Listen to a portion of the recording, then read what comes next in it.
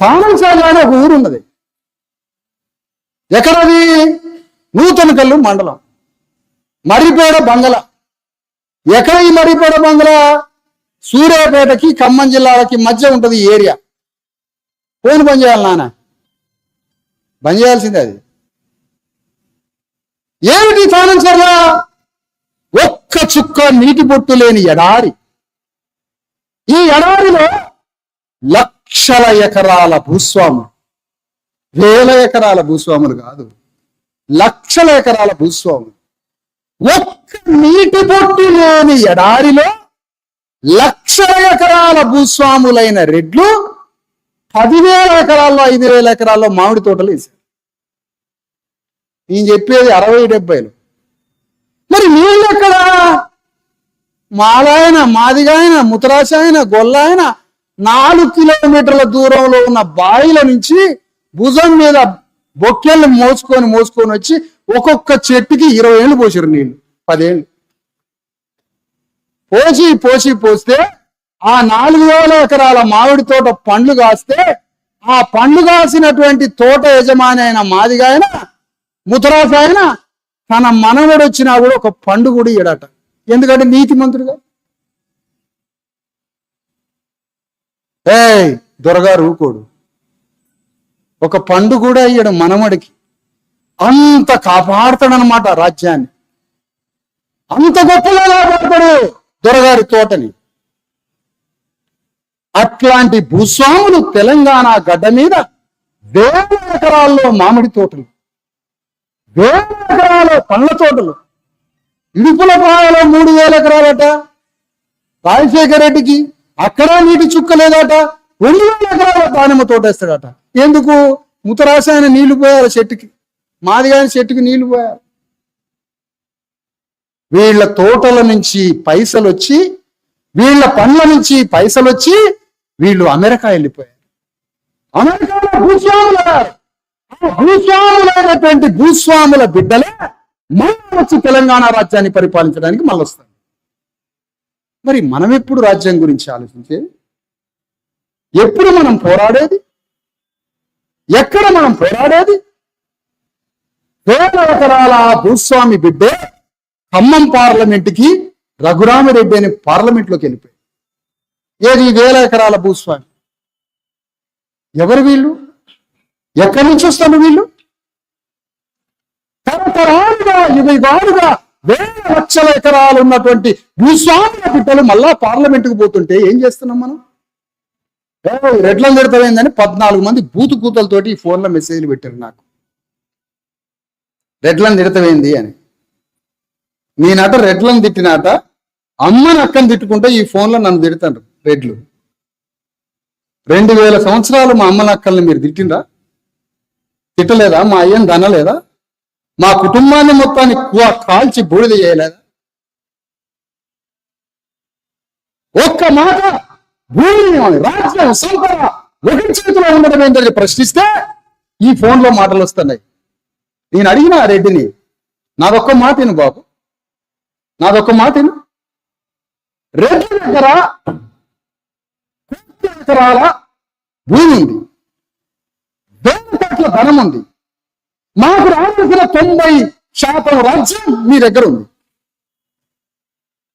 ఒకడింట్లో దోచుకుంటేనే దొంగన? మాకు తెలంగాణ గడ్డ మీద రావాల్సిన 90% భూమి మీ దగ్గర ఉంది. తెలంగాణ గడ్డ మీద మాకు రావాల్సిన 90% భూమి రాజ్యం మీ దగ్గర ఉందంటే దొంగలు అనరాదని? దొంగలు అనరా? ఎప్పుడైనా మన రెడ్లంతా వాళ్ళ దగ్గర భూమిని, అణగారిన వర్గాల భూమిని, ఆస్తిని మనమే గుంజుకున్నాం అని మీరు ఎప్పుడైనా మీ రెడ్లను ప్రశ్నించారా? మీ వర్గాన్ని నువ్వు దొంగల వైపే. ఈ మాటకి సమాధానం లేదు. అందుకనే తెలంగాణ గడ్డ మీద ఒక్క అంగుళం కూడా భూమి అక్రమంగా నీళ్ళనైతే ఎట్లయితే అన్యాయంగా ఆంధ్రాకి తరలించమని అన్నప్పుడు, ప్రతి చుక్క తెలంగాణకి రావాలన్నప్పుడు, 500 టీఎంసీల నీళ్ళ తేడా వచ్చినప్పుడు ఇంత పెద్ద ఉద్యమాన్ని లేవదీశారు మీరు. ఉద్యమాన్ని లేవదీసి 12,000 గ్రామాలను ఎంటర్ చేసినావు. ఏమని ఎంటర్ చేసినావు? ఉద్యోగాలు వస్తాయి మీకని. మా ఉస్మాన్ యూనివర్సిటీలో ఎట్లా ఉద్యోగాలు విడిస్తాడో కూడా అర్థం కాదు మా వాళ్ళకి. ఉద్యోగాలు వస్తాయి కాబట్టి చేస్తాం పని. ఉద్యోగాలు వాడెట్లు ఇస్తాడు? ఏమున్నాయని ఆయన దగ్గర ఉద్యోగాలు? ఎన్నున్నాయి నీ దగ్గర ఉద్యోగాలు? ఉద్యోగాలు ఇస్తామని కేసీఆర్ అన్నాడు. అతను పోయిండు, వచ్చి ఉద్యోగాలు ఇస్తానన్నాడు. ఇతను ఉద్యోగాలు లేవు. ఉద్యోగాలు ఎట్లిస్తావు నువ్వు? ఏంటి నీ దగ్గర ఉన్న శక్తి? ఒక భూమిని పంచడానికి మనసు రానివాడు, ఒక రాజ్యాన్ని పంచడానికి మనసు రానివాడు, ఆ అజెండానే లేనోడు నువ్వేం చేస్తావు మాకు? అందుకనే తెలంగాణ గడ్డ మీద బీసీ ఎస్సీ ఎస్టీ చుట్టాలంతా, బంధువులంతా, పేదల వర్గం అంతా మనం తెలంగాణ గడ్డ మీద రాజ్యానికి రావడానికి తెలంగాణ అనే రాష్ట్ర సాధన పేరుతో మీరేం చేయాలి? ఆ విధంగా మీరు రాజ్యాన్ని ఏర్పాటు చేసుకున్నారు. దానికోసం తెలంగాణ జేఏసీ అని పెట్టుకున్నారు. జేఏసీ ఉద్యమం చేసింది. ఆ ఉద్యమం ద్వారా తెలంగాణ రాజ్యం వచ్చింది. వచ్చిన రాజ్యంలో బీసీ ఎస్సీ ఎస్టీలకి మన రాజ్యం రావడానికి మనం జేఏసీ పెట్టినాం. చేయండి పని చేయండి. ఏం పని? తెలంగాణలో బీసీ ఎస్సీ ఎస్టీలకి విప్లవం వస్తుంది. కమ్యూనిస్ట్ పార్టీలో విప్లవం రాలే, ఎందుకంటే దానికి రెడ్లే నాయకులు. నక్సలైట్లలో విప్లవం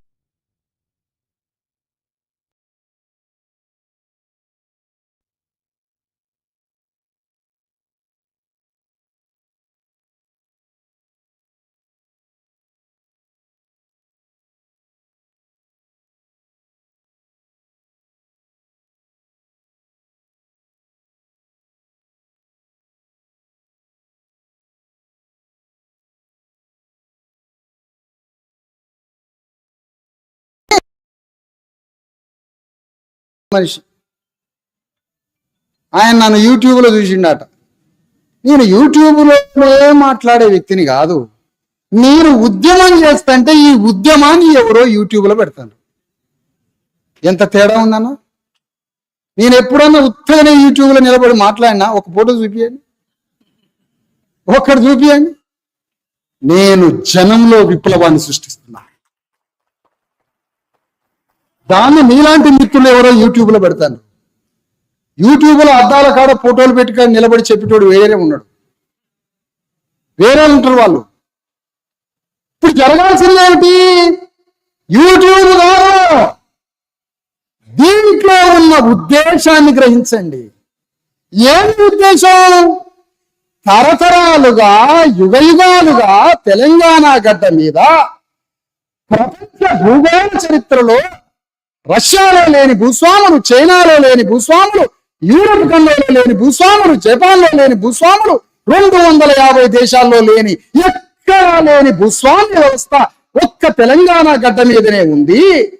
ఆ భూస్వామ్య రెడ్డి వెలన కరణం కాపు పటేలు దొరల కింద నలిగిపోయిన మన తాతలు తండ్రులు, మన రక్తాన్ని తర్పణం చేసి మనమే చచ్చిపోయిన వాళ్ళ దగ్గర మొదటిసారిగా రాజ్యాంగ ఆయుధాలు పట్టుకొని తెలంగాణలో బీసీ ఎస్సీ ఎస్టీలందరినీ 3.5 కోట్ల మందిని ఈ భావజాలంతో ఒక్కటి చేస్తే, ఆ ఒక్కటి చేసిన భావజాలాన్ని నిర్మించే కథానాయకుడు ఎవరైనా మీలో పుడితే, ఆ భావజాలం ఒక్కటి చేసి ఆ సమాజాన్ని ఒక్కటి చేసి అందరినీ రోడ్డు మీదకి తీసుకొచ్చి వాళ్ళతో పోరాటాన్ని బయలుదేరించే కథానాయకుడు మీలో పుడితే మీరే ఎంపీటీసీలు, పార్లమెంటు సభ్యులు, ఎమ్మెల్యేలు.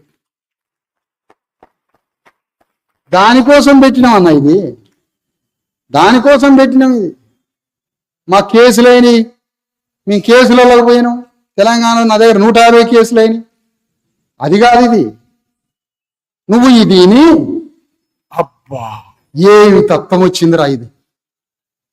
అరే నీ అమ్మ, తెలంగాణ వాదంతో వాడు ఈ వాదాన్ని మన ఊళ్ళో అంటించి మన ఊళ్ళో నిప్పు పెట్టి తెలంగాణ వాదం అని సత్యవాడు పార్లమెంట్లోకి వెళ్ళిపోయాడు.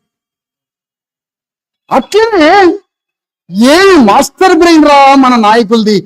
బీసీ ఎస్సీ ఎస్టీ వాదం కూడా తీసుకొచ్చిర్రా రెడ్లని వెలమదొరల రాజ్యాన్ని కూల్చడానికి. ఈ వాదాన్ని కూడా మనం ఊళ్ళలో నిప్పు పెడితే మన ప్రజలందరూ రాజ్యానికి వస్తారని అర్థం చేసుకోవడానికి పెట్టిన ఈ సంఘాన్ని. నాయకులు కావడానికి మన అయ్యని మా తాతని కొట్టిన వాళ్ళు ఉన్నారు కదా రెడ్లు వెలమదొరలని, లుంగిల మీదనే ఈడ్చుకొచ్చి పోలీస్ స్టేషన్ నిలబెడదామని. మనోడు లుంగి ఊడిపోతూనే ఉంటుంది, పోలీసు వాడు గుంజపోతూనే ఉంటాడు మన అయ్యని. అది లుంగి కట్టుకుంటా సార్, దండం పెడతా సార్, నా భార్య పిల్లలకు మాట చెప్పొద్దు సార్. ఎందుకు రెడ్డి గారి ఫోన్ వచ్చింది నేను గుంజకపోమని. రెడ్డి గారికి ఫోన్ వచ్చింది పోలీస్ ఆయనకి. ఎవడు ఫోన్ చేసిండో నేను పోలీస్ ఆయన్ని పట్టకపోమని. మన ఇంటికాడన్న మన భార్య పిల్లలు మన ఆరెడ్డి దగ్గరికి పోతారు, సార్ మా ఆయన పట్టకపోయారు పోలీస్ స్టేషన్కి. నేను చెబుతాడు ఉంటాడు, వీడు ఎస్ఐకి చెప్పి 4 తండ్రులు దండమని చెప్తాడు.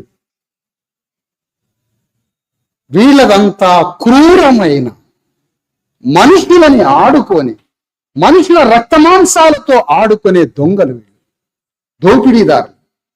పేద రెడ్లు, ప్రజాస్వామ్య రెడ్లు, మనసున్న రెడ్లు ఉంటే మా ఉద్యమంలో చేరని మీకు విలువనిస్తాం. చేరడం ఒకటే కాదు, మీ చుట్టాలు ఉన్నారుగా రెడ్లు, వాళ్ళ భాగోతాలు చెప్పాలి మాకు. వీడి తప్పు చేసిండు సార్, వీడి దొంగతనం చేసిండు సార్, జాగ్రత్తగా మీకే చెప్తాను. ఇది వాడు అక్కడ కొన్నాడు సార్, వీడు ఇక్కడ కొన్నాడు సార్ అని ఉంటాయి కదా, అదేనా మనం చెప్పాలి రోజు. మళ్ళీ ఉత్తగా నువ్వు మళ్ళీ మా ఓట్లు వేసుకొని పోవడానికి కాదు, వాళ్ళ భాగోతం అంతా రోజు నైట్ 10 తర్వాత చెప్పాలి మాకు. అంతకీ కావాలంటే మీకు వానికి రెడ్డి కింద కూర్చోబెట్టి కోటర్ దాపిస్తాం. అమ్మ తాగుపో, మీరే తాగిపిస్తే ఎట్లా? మేము ఒకసారి వాళ్ళకి తాగిపియాలి, వాళ్ళు కింద సోలుకుంటూ ఇంటికి పోదని చూడాలమ్మా.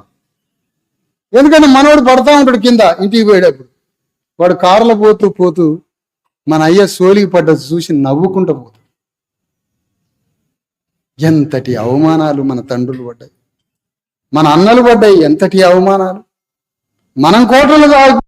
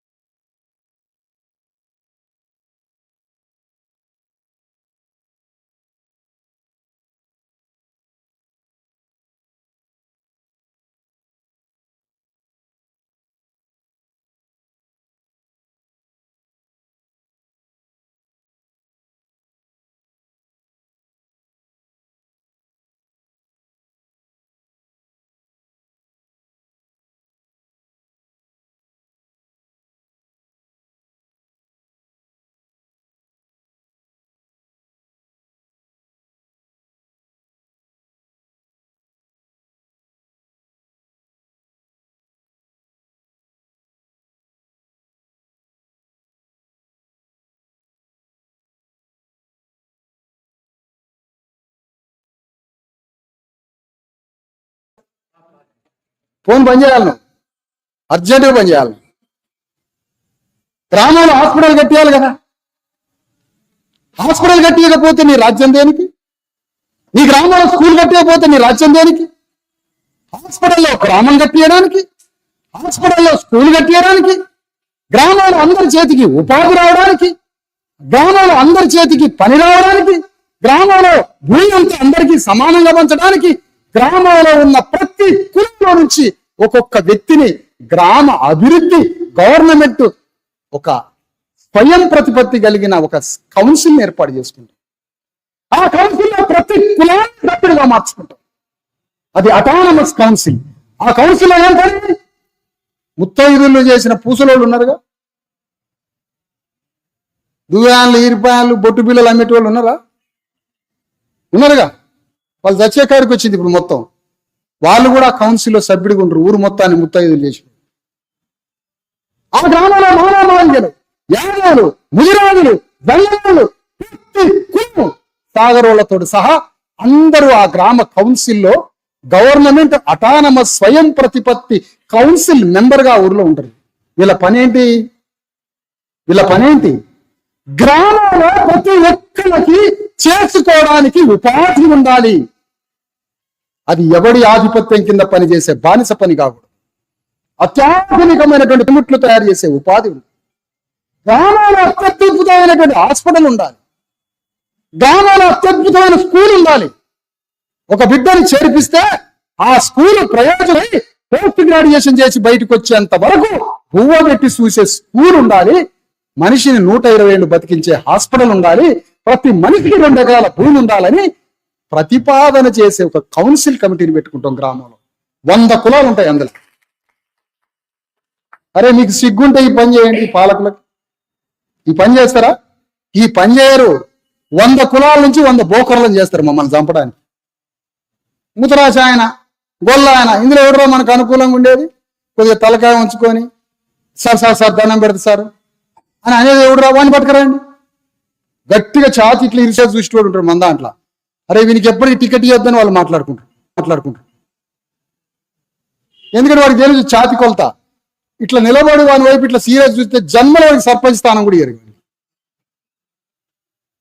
వాడికి లెక్కలు తెలుసు. వాడికి మొత్తం మన బాడీ లాంగ్వేజ్ అంతా. గొర్రెలకి తోటి గొర్రె గురించి తెలియదు, గొర్రెలు కాసేవాడికి తెలుసు గొర్రె గురించి. మనకేం తెలుసు మన గురించి? కాసేటోడికి తెలుసు. కమ్యూనిస్ట్ పార్టీలో రెడ్డి గారు ఉంటాడు. ఎవడు వీడు కొట్లాడకి ఎవడు పనికొస్తాడు? పాడటానికి ఎవడు పనికొస్తాడు? ఫలానా జ్వరం మీద గొడ్డలు తీసుకొని పోవడానికి పనికొస్తాడు. ముందుగానే పసిగడతాడు మన బాడీని.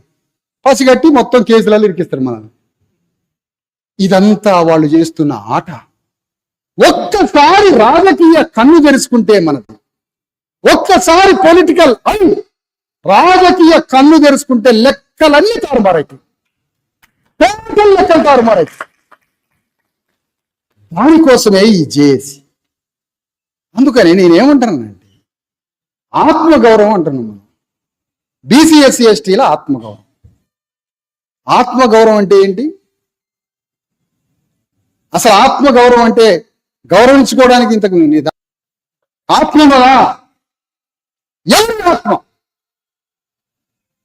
వేల సంవత్సరాలుగా నీ పూర్వీకులు ఇచ్చేటువంటి వారసత్వ జ్ఞానం ఒకటి ఉన్నదిగా. ఆ వారసత్వ జ్ఞానంతో నీకు ఆత్మ ఉన్నదా? నా యాదవ సోదరులు ఒకప్పుడు రాజులు. అది శ్రీకృష్ణుడా, కాటమరాజా, మరొక రాజా, యాదవులంతా రాజులు. ఆ రాజుల వారసత్వాన్ని గుండెల్లో పుణికిపుచ్చుకున్న ఆత్మ కట్టుకున్నవా? ఈ కృష్ణానది మొత్తం యాదవరాజులే. కృష్ణానది అంటే యాదవులే. గోదావరి నది తక్కువ, కృష్ణానది అంటే యాదవులు. యాదవులు పోయి రెడ్డోళ్ళ ఇంటికాడ నిలబడతారా? కాలు చేతులు కట్టుకొని చేతులు కట్టుకొని. ఏది యాదవరాజు. ఇంకో విషయం తెలుసా? రెడ్లకి 50 ఏళ్ళ నుంచి గొల్లలే పైసలు ఇస్తారు మట్ల తీసి.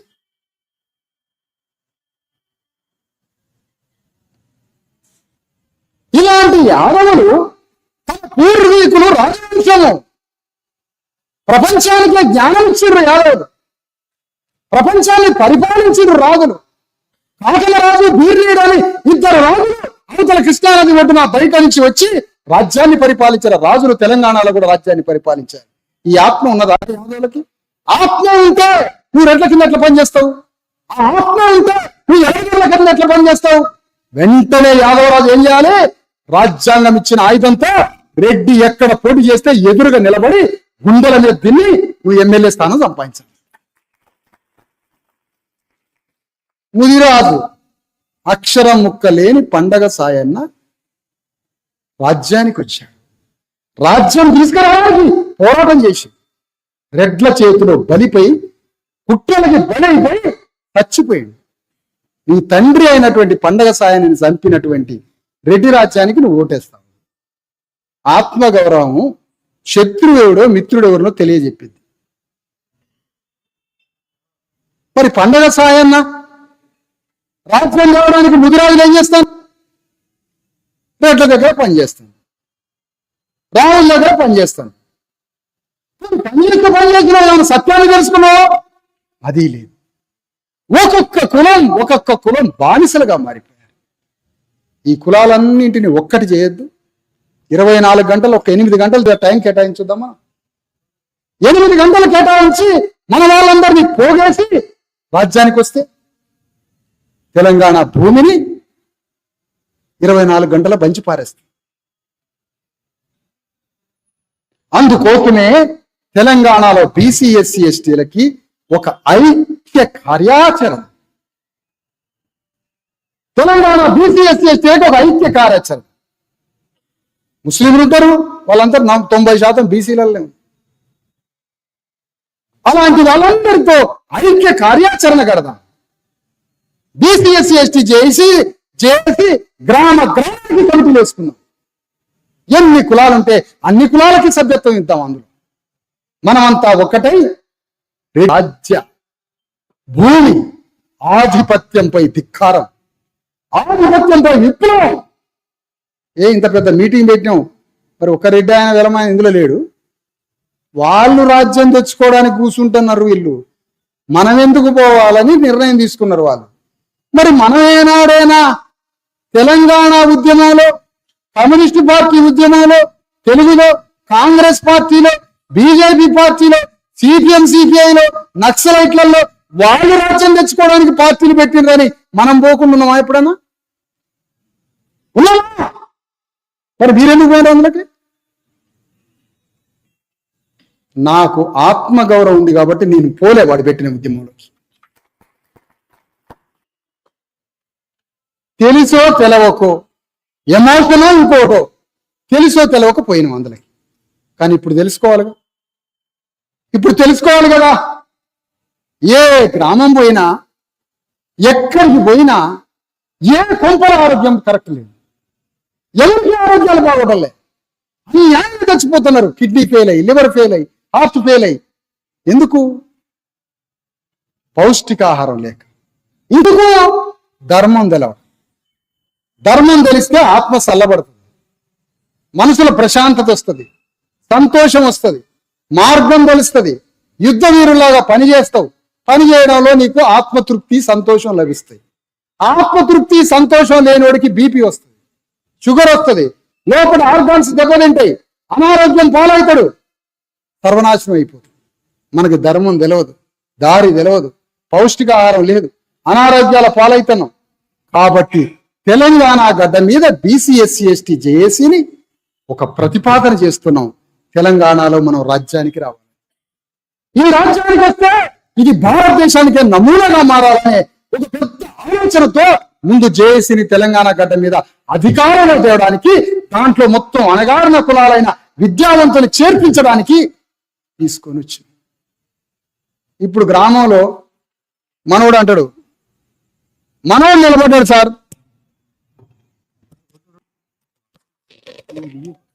మనోడు పోటీ చేసినా మనోడికి ఓటేయరు సార్. ఇక్కడ అందరు మనోడు పోటీ చేసినా మనోడికి ఓటేయరు సార్ అని. వేయరు. మరి వేయరు.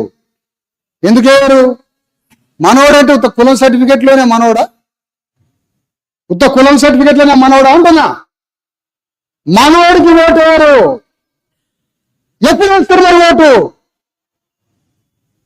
ఫలానా రెడ్డి గారి మీద, ఫలానా గొల్లాయన్ని ఆ గ్రామంలో ఒక నాయకుడిగా ప్రపోజ్ చేస్తున్నాం మనం.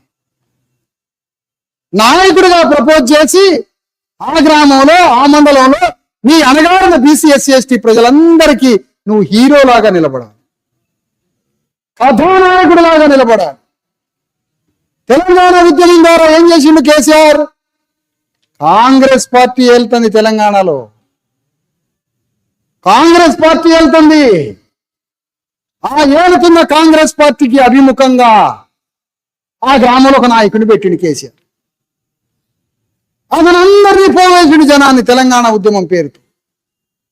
10 సంవత్సరాలు పోగేసిండు. అబద్ధాలాడో, డ్రామాలు చెప్పో, 10 రూపాయలు ఇచ్చో, ట్రాక్టర్ ఇచ్చిచో, లారీ ఎక్కిచ్చో, కోట్ర పోసో, మొత్తానికి జనమందరితోటి కాంటాక్ట్ లో ఉండి ఉద్యమాన్ని నిర్మించి ఆ ఉద్యమం నుంచి ఆ ఊర్లో ఉన్న కాంగ్రెస్ పార్టీ వాడికి ఎదురుగా నిలబడ్డాడు. ఆ ఎదురుగా నిలబడి యుద్ధం చేసిన తరువాత అతను నాయకుడే. మనం ఏమంటున్నాం? సార్ బీసీ వాడిని పెట్టినాం సార్, ఒక్కడు మనోడు బీసీ వాడు పోటీలేదు అంటాడు. ఉత్తేనే పోటీ చేస్తాడు మనోడు. జనంతో సంబంధం లేవు, జనానికి రక్షకుడుగా లేడు, రెడ్ల మీద వెలమదొరల మీద యుద్ధం లేదు, ప్రజలకు అండగా పోరాటం లేదు. ప్రజలకు సమస్యలు వస్తాయి, ఎంఆర్ఓని కలెక్టర్ని బజార్లోకి గుంజి నా ప్రజలకి సేవ ఎందుకు చేయరవరా అని కలెక్టర్ మీద యుద్ధం చేసిన నాయకుడు లేడు మన దాంట్లో. ఈ పని అక్కడున్న ప్రభుత్వ యంత్రాంగం మీద నా ప్రజలకి నువ్వు ఎందుకు చేయట్లేదని ప్రభుత్వం మీద పోరాటం చేయి. అక్కడ ఉన్న రెడ్డి మంత్రాంగం, వెలుగుల మంత్రాంగం మీద పోరాటం చేయి. నువ్వు హాస్పిటల్కి పో, నీ ప్రజలకు అండగా ఉండడానికి పోలీస్ స్టేషన్కి పో.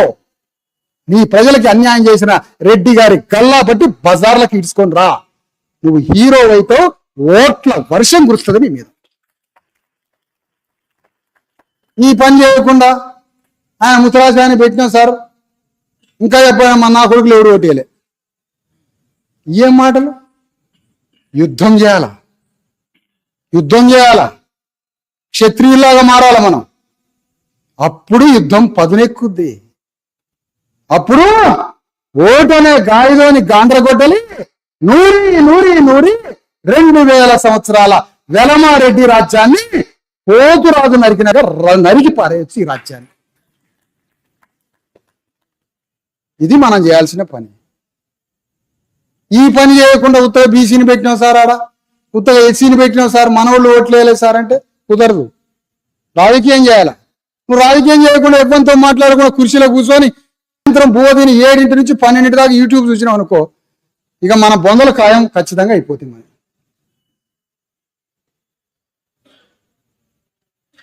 అందుకనే ఇది రాజకీయ యుద్ధం, ఇది రాజకీయ పూర్వీకుల వారస జ్యోతిరావు ఫూలే, సాహు మహారాజులు మన పూర్వీకులు కొనసాగించిన ఒక మహా పోరాటం ఇది. ఈ పోరాటం మన ప్రజలకి తెలియలేకుండా చెప్పబట్టి మనకి దారి లేకుండా, మనోనేత్రం లేకుండా, గమ్యం తెలవకుండా ఇష్టం వచ్చినట్టుగా పిచ్చోళ్ళం అయిపోయి మన రాజ్యాన్ని మనం తెచ్చుకోలేకపోతున్నాం. అందుకనే తెలంగాణలో బీసీ ఎస్సీ ఎస్టీలందరినీ ఒకటి చేయడానికి, అభిముఖంగా నిలబెట్టడానికి, ఆ అభిముఖంగా నిలబెట్టి బీసీ ఎస్సీ ఎస్టీలను అందరినీ ఒక్కటి చేసి రాజ్యానికి రావడం కోసం తీసుకొస్తున్న ఉద్యమమే Telangana BC SC ST JAC. మరి ఇది నేను వనపర్తి వచ్చి చెప్పిన, మరి రేపేంది నా పని? రేపు నీ పని ఏంటి?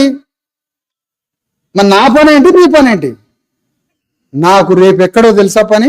ఇప్పుడు నేను కృష్ణా నది ఒడ్డున్నాను, రేపు గోదావరి నది ఒడ్డుకు పోతున్నా జగిత్యాలకి. ఎందుకు?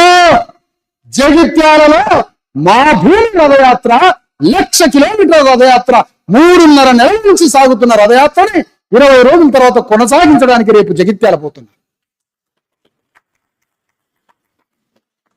అక్కడ కూడా నా గొల్లోళ్ళకి, నా యాదవులకి, ముదిరాజు గలోళ్ళకి, మేఘరోళ్ళకి, కుమ్మరోళ్ళకి, సమస్త సబ్బండ కులాలైన మన చుట్టాలందరికీ రాజకీయ జ్ఞానం నేర్పడానికి పోతున్న రేపు.